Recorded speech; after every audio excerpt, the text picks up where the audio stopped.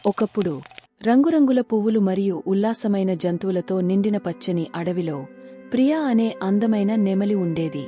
ప్రియ నృత్యం చేయడానికి ఇష్టపడేది, ముఖ్యంగా వర్షపు చినుకులు పడి అడవిని తాజాగా మరియు సంతోషంగా ఉంచినప్పుడు. కాని అన్నింటికంటే మించి ప్రియ తన నృత్యాన్ని పంచుకోవడానికి మరిన్ని స్నేహితులు ఉండాలని కోరుకుంది. ఆమె, నేను నా నృత్యంతో ఇతరులను సంతోషపెట్టగలిగితే బహుశా నాకు కొత్త స్నేహితులు దొరుకుతారేమో అని అనుకోని ప్రియ ఒక ప్రత్యేక ప్రదర్శనను ప్లాన్ చేసి అడవిలోని అన్ని జంతువులను ఆహ్వానించాలని నిర్ణయించుకుంది. ప్రియ అందమైన ఆకులతో కూడిన ఆహ్వాన పత్రాలను సిద్ధం చేయడంలో గంటల తరబడి గడిపింది. సూర్యాస్తమయ సమయంలో మాయా నెమళ్ల నృత్యం కోసం గడ్డి మైదానానికి రండి, అందరికి స్వాగతం అని ఆమె రాసింది. ప్రియ అడవుల గుండా ప్రయాణించి కుందేళ్లు, ఏనుగులు, ఉడుతలు మరియు సిగ్గుపడే ముళ్లపందులకు కూడా ఆహ్వానాలు ఇచ్చింది. కొన్ని జంతువులు ఉత్సాహంగా ఉన్నాయి, మరికొన్ని భయపడ్డాయి. ప్రియ మనల్ని ఇష్టపడకపోతే ఏమి చేయాలి అని మాట్లాడుకున్నాయి. కాని ప్రియ అందరినీ స్నేహపూర్వక చిరునవ్వుతో పలకరిస్తూ, నాకు అందరూ అక్కడ ఉండాలి అని అంది. సూర్యుడు అస్తమించడం ప్రారంభించాడు మరియు గడ్డి మైదానంలో బంగారు కాంతి మెరిసింది. జంతువులు రావడం ప్రారంభించాయి, కూర్చోవడానికి హాయిగా ఉండే ప్రదేశాలను కనుగొన్నాయి. ప్రియ కూడా భయపడింది. ఆమె తప్పు చేస్తే ఏమి చేయాలి?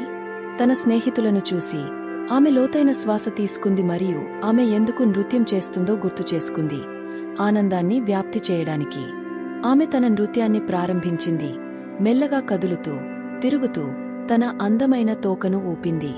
ఆమె ఈకలపై మెరిసే కళ్లజోళ్లు మాయా రత్నాలలాగా మెరిశాయి.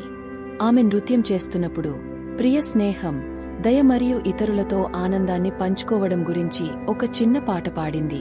అందరూ చప్పట్లు కొట్టారు. కొన్ని జంతువులు కూడా ఆమెతో నృత్యం చేయడం ప్రారంభించాయి. గడ్డి మైదానం నవ్వు మరియు ఆనందంతో నిండిపోయింది. నృత్యం తర్వాత ఏనుగు, ప్రియా, నువ్వు చాలా అందంగా నృత్యం చేశావు. నీ ఈకలు అద్భుతంగా ఉన్నాయి, కాని నీ దయ మరింత ప్రకాశవంతంగా ఉంది అని చెప్తుంది. ప్రియ చాలా సంతోషంగా ఉంది. ఒంటరిగా ప్రకాశించడం కంటే స్నేహపూర్వకంగా ఉండటం మరియు అందరినీ ఆహ్వానించడం ముఖ్యమని ఆమె గ్రహించింది. అన్ని జంతువులు హుర్రే ప్రియా అని నినాదాలు చేశాయి. సిగ్గుపడుతున్న పిచ్చుక ఆమె భుజమీద వాలుతూ, నువ్వు మమ్మల్నందరినీ సంతోషపెట్టావు అంది. ఆ రోజు నుండి ప్రియ నెమలి ఎప్పుడూ ఒంటరిగా లేదు.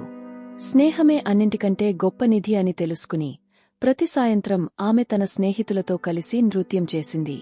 కథ యొక్క నీతి: అందం అద్భుతమైనది, కాని దయ మరియు ఆనందాన్ని పంచుకోవడం ప్రపంచానికి మరింత మాయాజాలాన్ని తెస్తుంది.